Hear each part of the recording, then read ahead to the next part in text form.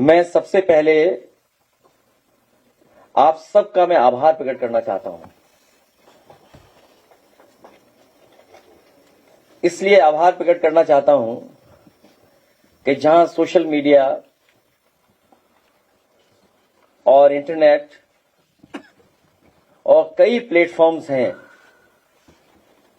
जहां पर बहुत सारी सूचना, जानकारी या पिक्चर्स अवेलेबल हैं, लेकिन आपने कई वर्षों के प्रयास के बाद ये जो कॉफी टेबल बुक, फोटोग्राफी की एक बुक, और वो भी सबसे प्रतिष्ठित यूनिवर्सिटी की, आपने यहां पर ला करके हम लोगों को न केवल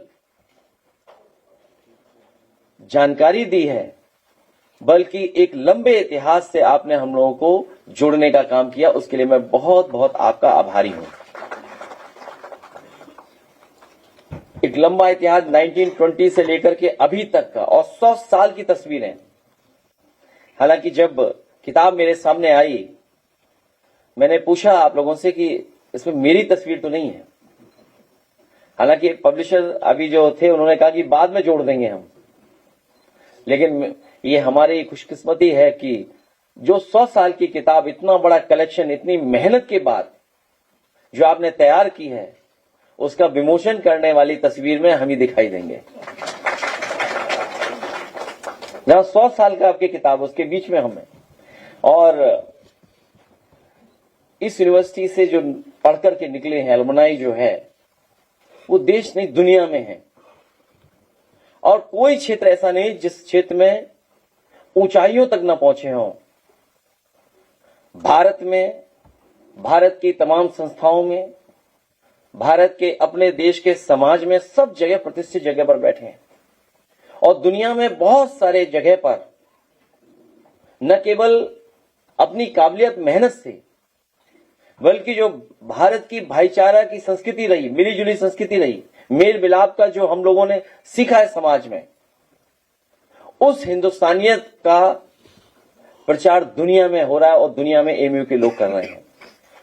प्रचार के साथ साथ जो भारत का सम्मान बढ़ा रहे हैं, वो लोगों से सम्मान बढ़ रहा है, उनकी काबिलियत से बढ़ रहा है। उसमें बड़ा योगदान अलीगढ़ मुस्लिम यूनिवर्सिटी के लोगों का है। ये वो यूनिवर्सिटीज हैं, अलीगढ़ मुस्लिम यूनिवर्सिटी और BHU, वो बहुत पुरानी यूनिवर्सिटी हैं, बड़े लोग निकले यहां से, और इसने समाज में बहुत प्रतिष्ठा कायम की है। मुझे खुशी है कि आज इतने प्रोफेसर से मुझे मिलने का मौका मिल रहा है, और सब हमारे जैसे, अपने जैसे हैं, एक ही सोच के हैं, जो हिंदुस्तानियत को और मजबूत करना चाहते हैं। यही हमारी हिंदुस्तानियत है कि सब हम मिलकर के रह रहे हैं। और इधर जो खतरा पैदा हुआ है हिंदुस्तानियत को, उसके खिलाफ हम एकजुट होकर के लड़ने के लिए भी तैयार हैं। आपने मैसूर राजा का, उनका याद दिलाया, वाडियार साहब, उनका भी इतिहास हम ही लोगों से जुड़ता है, गुजरात से भी जुड़ता है। वो प्रोग्रेसिव थे, पॉजिटिव सोच के राजा थे, और यहां तक माना गया कि उस दौर में उसको गोल्डन पीरियड कहा गया, जब पिछड़ों को, दलितों को, उनको हक और सम्मान दिया गया। हमें उम्मीद है कि ये पीडीए के सहारे और पीडीए के लोगों के लिए भविष्य में हम लोग उनको हक और सम्मान दिलाने का काम करेंगे। उसके लिए चाहे हमें साल लगे या सदी, हम लोग संघर्ष से पीछे हटने वाले नहीं हैं। एमयू सबसे पहले गाजीपुर में बना था, उसकी संस्था सबसे पहले गाजीपुर में बनी थी। स्कूल गाजीपुर में सबसे पहले स्थापना हुई, और उसके बाद एक लंबा इतिहास है कि अलीगढ़ मुस्लिम यूनिवर्सिटी अलीगढ़ में कैसे बनी जाकर। सबसे पहले उसकी शुरुआत, जो पढ़ाई की संस्था बनी, वो बनी गाजीपुर में। और मुझे याद है उस समय भी कोई प्रोफेसर हमसे मिले थे, और उन्होंने बताया कि सबसे पहली संस्था वहां बनी है, थोड़ी जर्जर है। उस समय समाजवादी सरकार में 50 लाख रुपए देकर के सरकार से उसका तमाम रिनोवेशन का काम भी अपनी सरकार में हुआ था। तो शिक्षा से ही हमारा समाज और देश तरक्की करेगा, खुशहाली का रास्ता अपनाएगा। आज जब एमयू के लोग आए, हम उनको भरोसा दिलाते हैं कि समाजवादी पार्टी ने हमेशा हमारे देश के डेमोक्रेटिक फैब्रिक को, सेकुलर फैब्रिक को और हिंदुस्तानियत को हमेशा आगे रखा है। उसको और मजबूत करने के लिए हम लोग लगातार काम करते रहेंगे। जो एक तंत्री लोग हैं जो संविधान से नहीं चलना चाहते हैं, मन विधान से चलना चाहते हैं, उसके खिलाफ हम लोग लगातार संघर्ष करते रहेंगे। ये आज आपको भरोसा दिला रहे हैं। क्योंकि गाजीपुर की बात हुई तो गाजीपुर में एक और बात हुई है। हमारे लोगों के साथ बहुत व्यवहार खराब हुआ और सरकार के इशारे पर हुआ। सरकार के लोग शामिल हैं, बीजेपी के लोग शामिल हैं। बीजेपी नहीं चाहती कि हम पीडीए समाज के लोगों के साथ खड़े हों, उनको न्याय दिलाएं। सुना है बहुत सारे कानूनी और न जाने क्या क्या हो रहा है वहां पर कि कोई आ ना पाए। वहां पर कुछ नई धाराएं लग गई वहां पर, अभी कागज हम तक नहीं पहुंचा है। जब बीजेपी वाले खुद नहीं आगे कर पा रहे कुछ, तो दूसरों से पत्र लिखवा रहे हैं, उनके पीछे छिप करके। लेकिन हम लोगों ने तय किया है कि उस परिवार की 5 लाख की मदद करने का हम लोग काम करेंगे। विश्वकर्मा समाज ने कुछ पैसा जोड़ा है, कुछ पार्टी ने जोड़ा है। हम लोग उस परिवार की 5 लाख रुपए से तो मदद करने जा रहे हैं। और कल ही हमारा फिर पुनः डेलीगेशन जाएगा। उसका नेतृत्व हमारी पार्टी के वरिष्ठ नेता आदरणीय विश्वकर्मा जी करेंगे, राम आश्रय विश्वकर्मा जी। और राष्ट्रीय अध्यक्ष महिला सभा सीमा राजभर जी के साथ साथ 2 लोग और रहेंगे, हमारे विधायक साहू जी। उन पे गंभीर धाराएं लगाते हैं। वो लोग हैं, नहीं है, रहे हैं, वहां नहीं रह रहे हैं। बड़े पैमाने पर ही नाम हमारे ही सबके जोड़ दिए गए हैं। एक लंबी सूची है। और जो लोग असली पत्थरबाज थे, जो खुद पत्थर इकट्ठा किए हुए थे, सुनने में आया कि असले भी इकट्ठे थे। सुनने में आया कि उन पे गंभीर धाराएं हैं, इतनी गंभीर धाराएं जिनकी हम आप लोग कल्पना भी नहीं कर सकते हैं। और खुले हम चुनौती दे रहे थे कि कोई घुस करके दिखाए। सुना है सोशल मीडिया पे कुछ इमेजेस भी बना रहे हैं। मुझे उम्मीद है कि सरकार के लोग ऐसे लोगों का भी संज्ञान लेंगे कि जो तस्वीर बनाएंगे उनके खिलाफ भी एफआईआर लिखाएंगे। अगर हम लोग कुछ ट्वीट कर दें, लिख दें, तो तुरंत एफआईआर हो जाती है। सुना है कि समाजवादी पार्टी पे एक और एफआईआर हो गई है सोशल मीडिया पर। अभी सच्चाई नहीं पता है मुझे। इसलिए अगर कोई और इमेज बना रहा है समाजवादी पार्टी के खिलाफ, आखिरकार उनके खिलाफ क्यों नहीं एफआईआर हो रही है? उनको क्यों छोड़ा जा रहा है? असली पत्थरबाजों को क्यों सरकार बचा रही है? तो इसलिए हमारा कल डेलीगेशन जाएगा, उस परिवार से मिलकर के आएगा। और जो वो परिवार चाहेगा उसके न्याय के लिए हम समाजवादी लोग लगातार लड़ते रहेंगे। दूसरा, अभी जो बेटियां जिनको सम्मानित करने का मुझे मौका मिला, मैं सभी छात्राओं को बहुत बहुत बधाई, बहुत बहुत शुभकामनाएं देता हूं।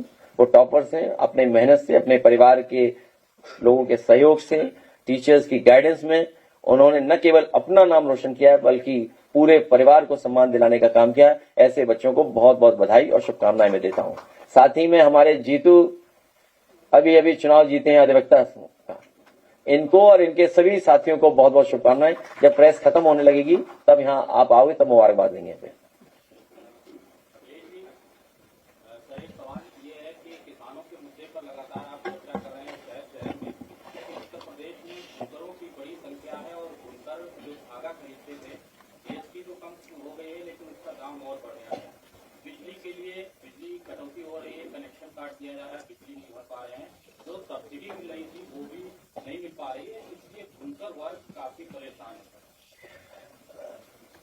अभी गाजियाबाद में समाजवादी पार्टी का कार्यक्रम था। विजन इंडिया के तहत जो लगातार कार्यक्रम हो रहे हैं, उसमें इस बार किसान परेशान क्यों, पीड़ित क्यों, उसको लेकर के हम लोगों ने चर्चा की। उससे पहले कई एक्सपर्ट, कई एग्रीकल्चर को समझने वाले उन्होंने सुझाव दिए हैं। और कई सुझाव हम लोगों को ऐसे मिले हैं, सरकार बनने पर अगर उन पर काम हो जाए तो हमारा किसान खुशहाल होने लगेगा। उसी तरह एक सबसे बड़ा फैसला हम लोगों ने लिया कि अक्सर ये देखते हैं कि उत्तर प्रदेश का किसान अपने भुगतान के लिए लड़ाई लड़ रहा है, और खासकर गन्ने वाला किसान। समाजवादी पार्टी सरकार बनने पर 24 घंटे के अंदर किसानों के गन्ने का भुगतान कराने का इंतजाम समाजवादी सरकार में होगा। और उस व्यवस्था को कैसे लागू करेंगे वो भी तय कर दिया है कि सरकार बनने पर कॉर्पस फंड होगा फार्मर्स का 15,000 करोड़, सीधा सीधा भुगतान होना शुरू हो जाएगा। और उसी तरीके से हम बुनकर भाइयों का भी कार्यक्रम करने जा रहे हैं। बहुत सारे साथियों को याद होगा, नेताजी और समाजवादी सरकार में उनको फ्लैट रेट से बिजली उपलब्ध होती थी, उनके मार्केटिंग के लिए इंतजाम हो गया था, उनको अपना सामान ला करके बाजार में कैसे मुनाफा मिले उसके लिए भी कई स्थान बना दिए थे। शिल्पग्राम लखनऊ में बना था, नोएडा में बना था, कारपेट बाजार भदोही में बना, गाजियाबाद में बनना शुरू हो गया। भविष्य में बुनकरों की समस्याओं का समाधान करते हुए और उनको कैसे आर्थिक रूप से आगे बढ़ाएं, उस दिशा में हम लोग अपना कार्यक्रम बना करके लागू करेंगे।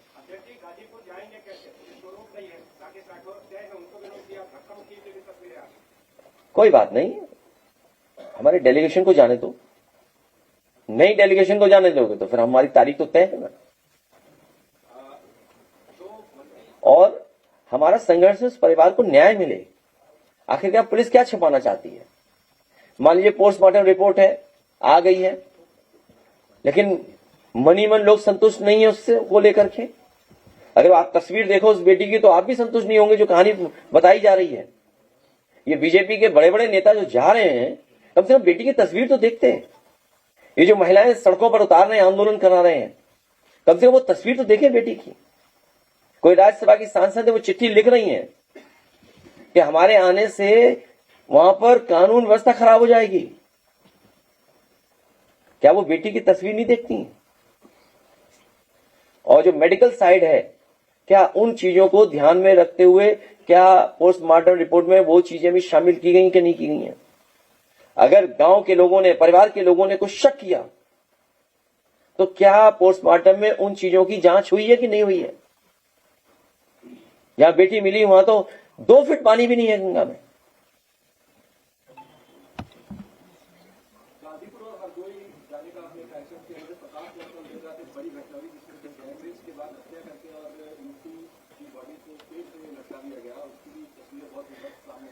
वो देखा मैंने, ये लगातार यूपी में जब से भारतीय जनता पार्टी की सरकार बनी है, महिलाओं पर, बेटियों पे, लड़कियों पे इस तरह की घटनाएं बढ़ी हैं।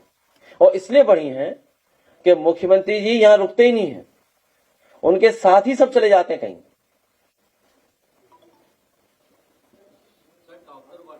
और आखिरकार जो सरकार दावा करती थी वुमेन्स सिक्योरिटी की, लड़कियों की सिक्योरिटी को, वो क्यों खोखली साबित हो रही है?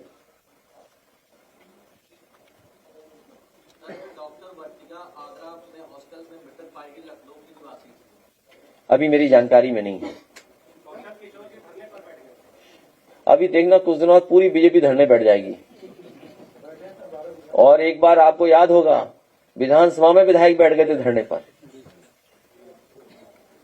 सर, गौरीगंज का एक वीडियो आपने ट्वीट किया है, महिला पुलिसकर्मी के साथ कुछ भाजपाई उनको हटा रहे थे।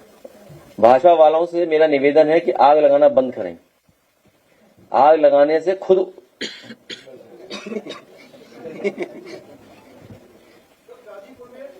कईयों का बहुत नुकसान हुआ। 2 खबरें तो आई हैं, बाकी खबरें नहीं आई हैं, आप ही लोगों ने दबा दी है लगता है। बहुत से लोग जल गए उसमें। और महिलाएं कह रही है बीजेपी की, इतनी गर्मी में उन्हें बाहर लाया जा रहा है, वो महिलाएं खुद कह रही हैं कि अगर बीजेपी को आरक्षण देना था तो अभी क्यों नहीं दे रहे हैं, जो अभी जो संख्या है। सोचिए आप, बीजेपी की खुद ही महिलाएं कह रही हैं कि ये आरक्षण अगर लागू करना था हमारे लिए तो अभी क्यों नहीं लागू कर दे रहे हैं, क्यों देरी कर रही है, क्यों डिलिमिटेशन से लिंक किया। इसका मतलब बीजेपी के लोग सोची समझी रणनीति के तहत विपक्ष को बदनाम करने के लिए और वोट पर नजर रखते हुए जानबूझ करके इस तरह का वो लेकर के आए थे। जानते थे कि लोकसभा में उनके पास बहुमत नहीं है और बंगाल में जमानत जब्त न हो जाए, इसलिए उनके एमपी 4 दिन प्रचार न कर पाए और बुला लो वहीं पर।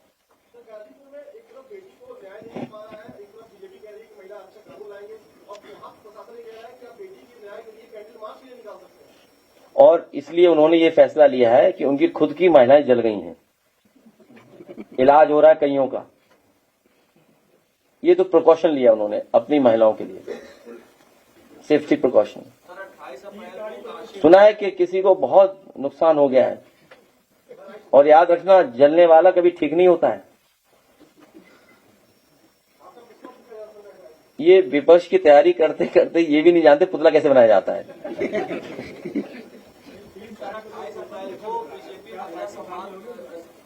अभी हमारे विधायक और सब लोग बैठ के तय करेंगे। 28 अप्रैल को महिला सम्मान करने जा रही बीजेपी काशी में, जिसमें नितिन नवीन पहली बार ऐसी जनसभा में पहुंचे। अब ये सरकारी कार्यक्रम होगा, उनका अपना करेंगे सरकारी कार्यक्रम, लेकिन आंकड़े तो ये बताते हैं कि सबसे ज्यादा असुरक्षित महिलाएं और बेटियां कहीं हैं तो उत्तर प्रदेश में है। मान लीजिए आज जिन बच्चों को हमने सम्मान किया, तो इसीलिए सम्मान किया कि उन्हें नंबर इतने आए हैं। आप लोग भी तो अपनी टीआरपी देखते हो ना, नंबर में देखते हो, एक आकलन तो करते हैं ना आप लोग, टीआरपी इतना है, व्यूशिप इतनी है, हमारा ये वायरल हो गया वीडियो, तो कुछ तो है ना, आंकड़े तो है ना, मानक तो है ना किसी चीज का। अब आप सोचिए, जो आंकड़े बताते हैं देश में, वो सबसे ज्यादा घटनाएं उत्तर प्रदेश में हो रही है महिलाओं के खिलाफ, बेटियों के खिलाफ।